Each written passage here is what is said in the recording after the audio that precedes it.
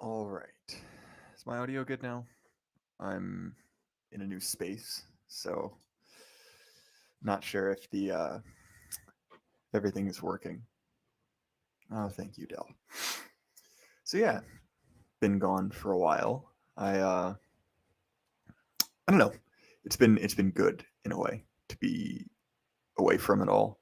In addition to the two episodes posted last week, which were re-ups from my appearances on Longhouse, which I really enjoyed. I hope you guys did as well, because those were both really fun to record, even if they're a little bit old.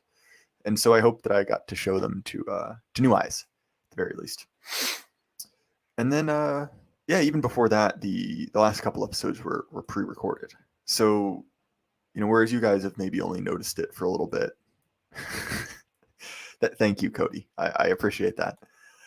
Whereas you guys have maybe only noticed my absence for a week, it's been a little bit longer, for me, which has been good, right? It's offered some time of contemplation, offered a chance for me to kind of reconsider, how and why I do that, right?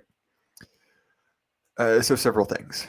Obviously, and I've been talking about this a lot, that there's been a series of schedule changes, and we're now kind of moving towards what should be, at least for the foreseeable future, kind of the final schedule of the show. So this is my time slot from now on.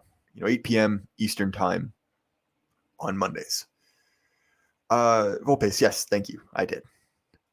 And so with that, because we've obviously seen the production schedule change a lot, from kind of sporadic episodes to doing 4 episodes pretty consistently for a while, and then that wasn't really sustainable for any number of reasons, but it was useful. It was fun. It, kept me out of the poorhouse, so to speak. And, it was a season.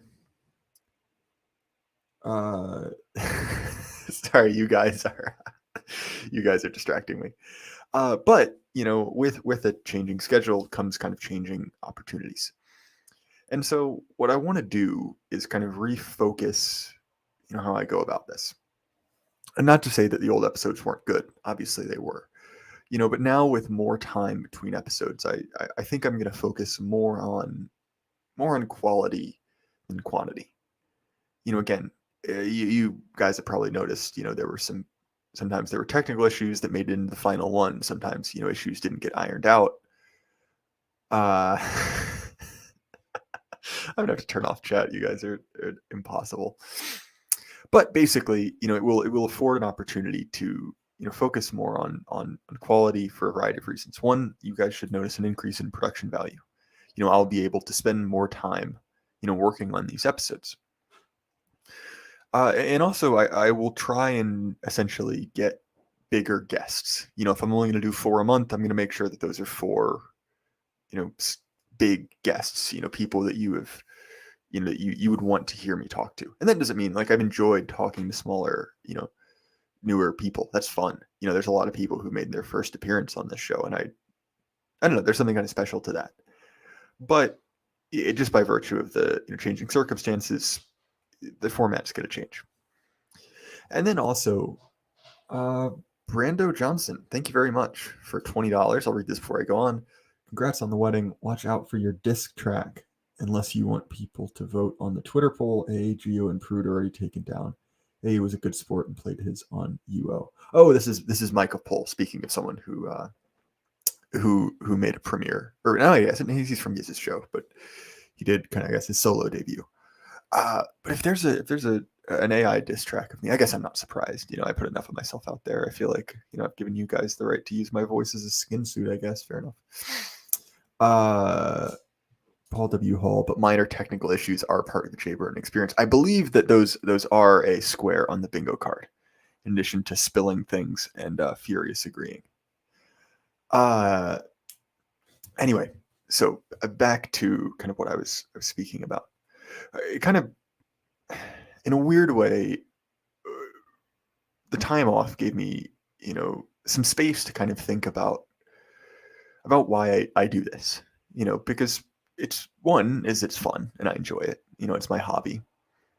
And also, like, these are things that I believe, the things that I say on this show are things that are bouncing around in my head otherwise, and it's probably better I get them out here than, dumping them on my friends and family at, inopportune moments.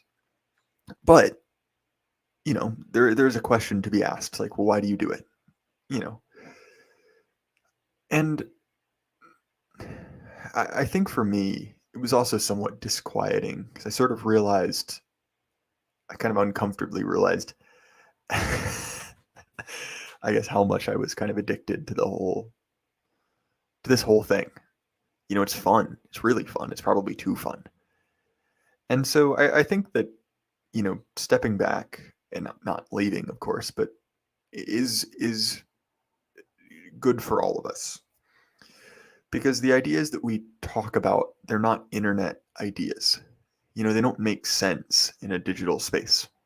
And I think this is really why, there's kind of a default ideology to the internet, which was before it was, taken over by kind of like modern progressivism, is it was, basically it was the ideology of the people who made the internet, which was essentially like, high IQ, Asian and white guys from California. So essentially it had a kind of a left libertarian bent to it. And because there is kind of like an inherent ideology to, any technology, it kind of touched everything. And as the internet has become, more and more, I guess, ideologically captured, right? That's only become more and more the case. And so it goes back to kind of the idea of like, well, where is our territory? Where is our turf? Because, I'm not going to lie to you, right? I'm not going to, sell you some rose tinted version of the future, right? There aren't a lot of people that agree with us. Specifically, there aren't a lot of people that agree with us in power, in any kind of institution where, you would be proud of, telling you know what I mean? Your friends and family that you work there, or you went to school there, you knew someone who went there. They don't agree with us. And so because of that, right, we have to be sort of, I guess, circumspect. No, Jacob, I will not sell you merch. Teespring made it quite clear that I am not allowed to sell you Jaybird merchandise, which is a crime because I thought it was funny. But, right, so we're kind of locked out of two spheres. We're locked out of, at least for the immediate term, right, the halls of power, prestige institutions. And on the other hand, right, like the internet isn't ours. And for a time, in kind of like the 2016, the kind of like anarchic fun of, like the OG alt-right, kind of like the Pepe era, we could kind of trick ourselves into thinking it was, because it was a tool of deconstruction. It was acid. And when you're trying to break out of a prison, you're trying to, and I'm mixing metaphors here, but when you're trying to file out the bars, you need something like acid. You need something that dissolves. The problem is, and I think we see this in our opponents, is that it sort of starts to work on you as well. Like you can't really get out of it. And I think that it's naive to assume, that you can kind of wield the ring without it, kind of like corrupting your soul, so to speak. And look, I'm not just saying this to harangue you, because there is a solution, right? And it's the same, I guess, reason, that you're on the internet, that you look inwards. I oftentimes quote or oftentimes reference Kierkegaard, when he says, well, like, why do you search into yourself? Like, what is the purpose of introspection?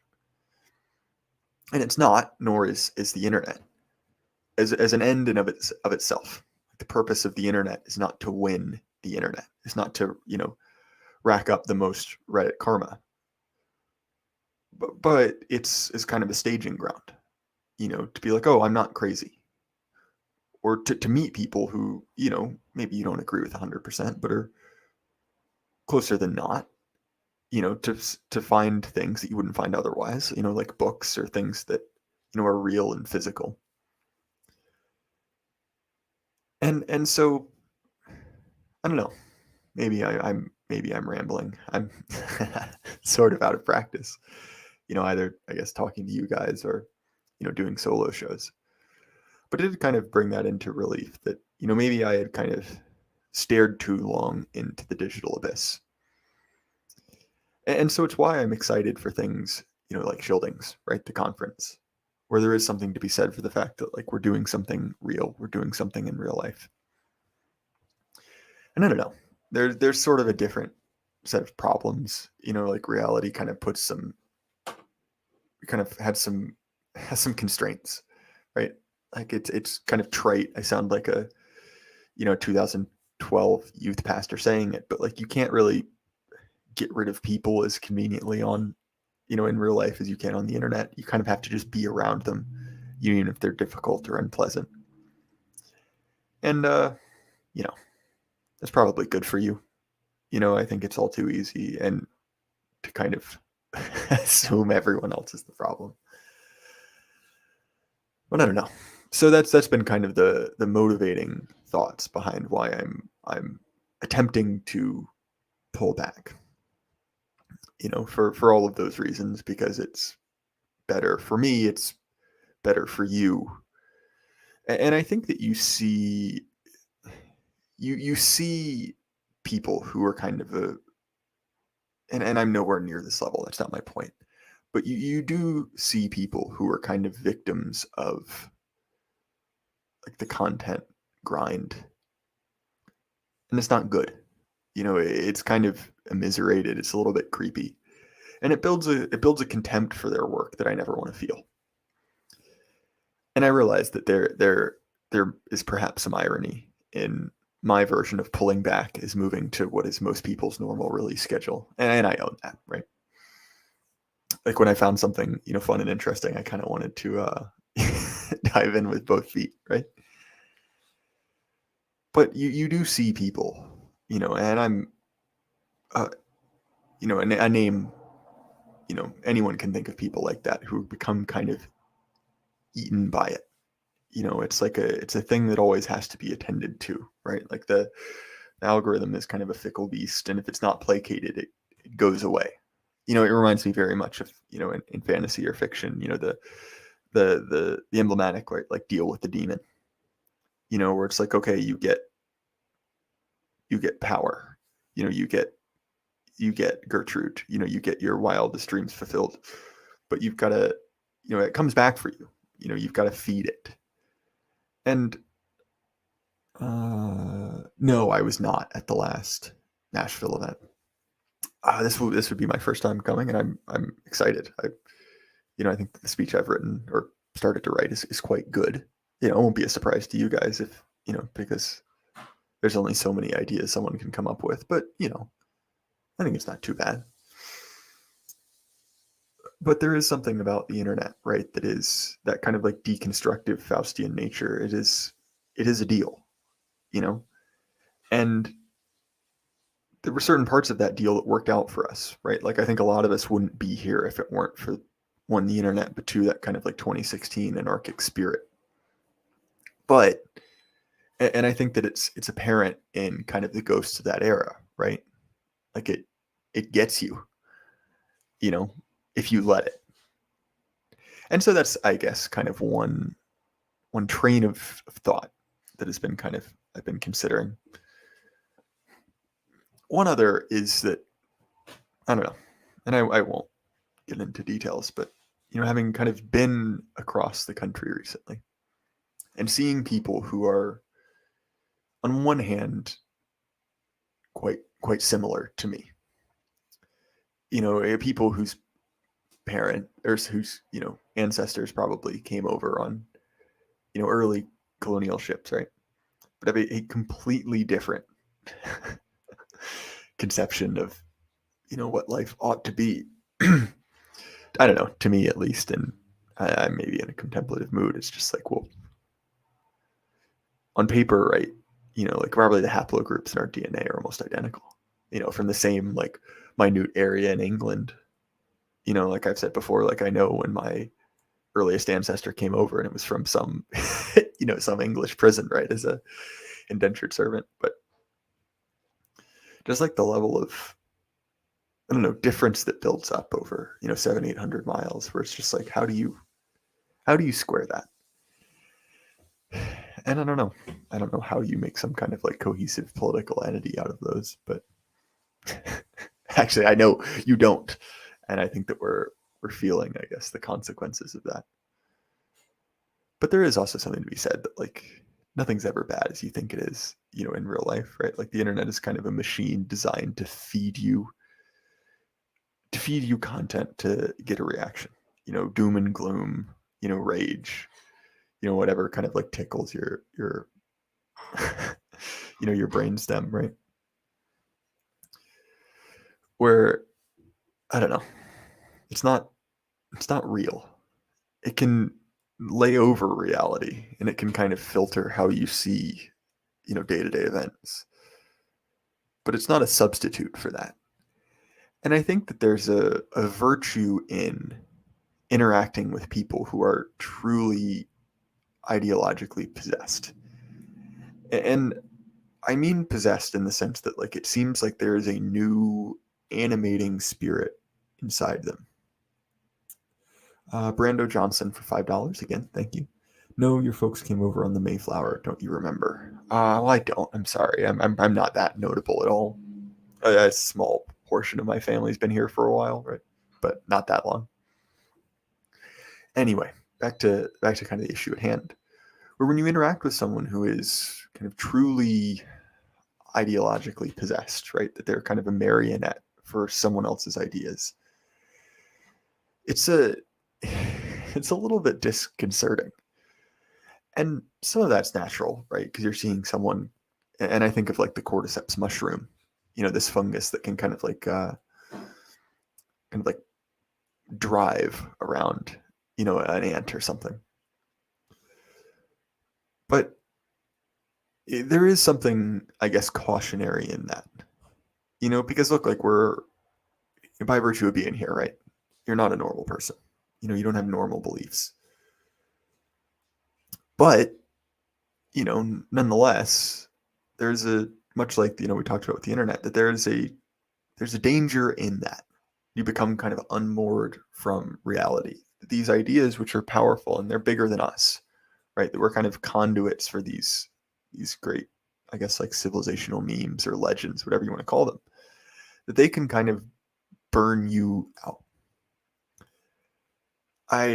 To me, I always think, and this is a silly example, I always think of, Avatar: The Last Airbender, right? Which, for those who don't know, is a Nickelodeon's kids cartoon from the mid-2000s. That's not half bad, right? It's pretty decent. But nonetheless, right, there's this element in the story, right, where you can essentially, and I'm skimming over details, right, but you can essentially draw on kind of like the power of the universe, the power of creation. But it burns you out. It leaves you diminished. It takes a piece of you. And I think that these kind of like powerful ideas have the chance to do that. And especially if you're not moored to something unchangeable, if you're not moored to something outside of yourself, you're especially prone to that. Like the classic example is,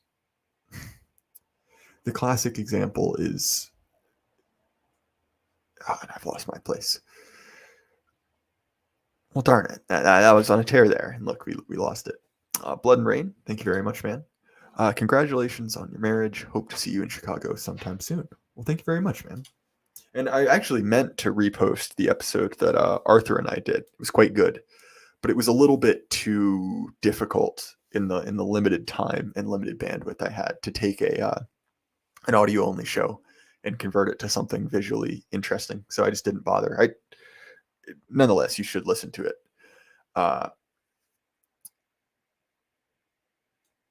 Anyway, sorry. Back to the moment. The Templar. Good to see you, man.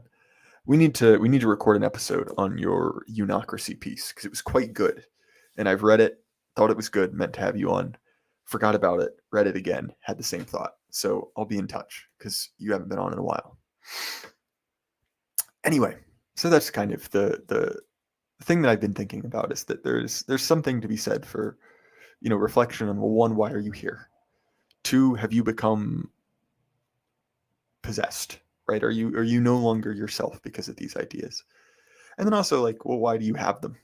There is something to be said for sticking to a truth simply because it's true, and I appreciate that. I'd like to think I do some of that, but there's also, like, and maybe this is like the very, like, pragmatic, like, Anglo school of thought that I came from, where it's like, well, if it doesn't work, if it isn't practically useful, like, why are you really bothering with it? And I don't know. These are kind of the things that have been bouncing around in my brain. I don't have too much more than that, just because, like I said, I've been off. I haven't really been thinking about this directly as much. What I probably will do, I don't know. Maybe this is a very good or a very bad idea. Never mind. I'll table that. We'll come back. Two more. Lou Templar for $5. Welcome back. Thank you very much, man. And then Cody Browning, congrats, Burden. Come to Chi-Town. I'll consider it. I don't know. I don't want to die, and that seems to be kind of the main recreational activity in Chicago is getting shot. And so who knows? I might pass on that. Anyway, Machiavelli sucks to go. Well, I appreciate that sentiment. I cannot read that out, and you know that. Well, I don't know. I didn't have very much prepared. If you guys have any, anything you want to send me, I'll check the chat for a little bit, because I feel like I owe you guys something. I haven't been as active recently, and we will kind of return to normally scheduled programming, next week, same time, same channel, obviously, with an interview. Don't have an exact one lined up, but it'll be a good one. I'll promise you that, because I've been out buying cigarettes for a while, and well, anyway, this might. Cody Browning, you suck. Well, I mean, you paid me to read it, so I'll read it, but I'm not going to. Whatever. I guess I'm supposed to agree with you because you paid me money, so I guess I do. Anyway, thoughts on the Jerome Powell leaks. So I'll put it this way. I actually have no idea about that. What did happen is, while I was setting up this, I was trying to get YouTube or audio to play through my mixer, because this is a different computer setup that I normally have used. And so I just had YouTube without an account signed in. And I did see that there was some kind of hearing going on, just because it was playing on the homepage, about some whistleblower. But I have absolutely no idea on that. My gut instinct is that it's I'll put it this way. Whistleblowers only become whistleblowers if they were kind of meant to do that. So, for instance, look at the difference between how the Supreme Court leaker was handled and how the guy who dropped the Ukraine docs, because one of those was within the interest of power and one of them was not. And so, without knowing any of the details at all, I would basically ask you to look at how this person is being treated, how far and wide these documents or whatever has been leaked is being spread, and to assume that was by design, because always, and especially since Obama. Oh, okay, never mind. This is unrelated. Lou Templar, for a little bit of context. No. A Russian pretended to be Zelensky and called Powell asking for financial guidance. Powell said, "We're big time screwed this year." Well, I mean, yeah, but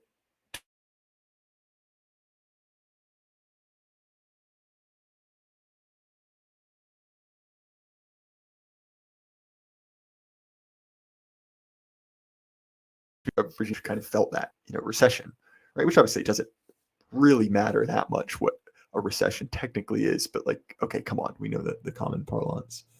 And then Machiavelli sucks to go for $5, says Cody sucks. Well, this is a very profitable game that you two gentlemen have engaged in. So if you want to keep paying me to insult each other, I will take your money. I appreciate that. Leaks are usually means of interinstitutional warfare. Uh, Yeah, I would agree with that. I think generally, if you guys are getting audio that isn't perfect, it could be any number of things. Like I said, okay, Powell didn't really say screwed. He just said we aren't growing. Same as he said for a while. Okay, well then that seems like not particularly noteworthy. Okay, so it does sound like you guys are getting some audio issues. Sorry about that. That is probably the internet hasn't been fully addressed in this place, and so anyway, it's probably just the connection not being good. That will be fixed, and I'll be back at kind of my normal setup next week. So don't worry about it too much. It will be fixed, at least as fixed as it ever is, right? And apparently, whatever my audio setup is bad enough that it's a drinking game for you guys. Brenda Johnson again for $2. He's continuing it on behalf of Cody Browning, which I appreciate. Again, when you pay me money, it does incentivize me to read literally almost anything you write. More congratulations again. Thanks, you guys. All right. Well, if my audio is bad, and like I said, I'm getting back into the swing of things, so I'll probably make this a shorter episode than normal. But I'm glad to be back, and things will continue, apace with new content, new episodes. Oh, Doug. Okay. Well, we do have a last minute super chat, which I'm going to read from Douglas Dimmadome, owner of the Dimsdale Dimmadome. I woke in a cold sweat. The nightmare had come many times. I was strapped to a chair and shown forbidden knowledge, and 1,000 chuds whispered in my ear, "Do you see?" I don't quite catch the reference, but I appreciate it. And yeah. Anyway, like I said, this is a short episode. Not even really an episode, just a status update. And thank you. I'm glad to be back, Farzang. And I'll see you guys later. Good night.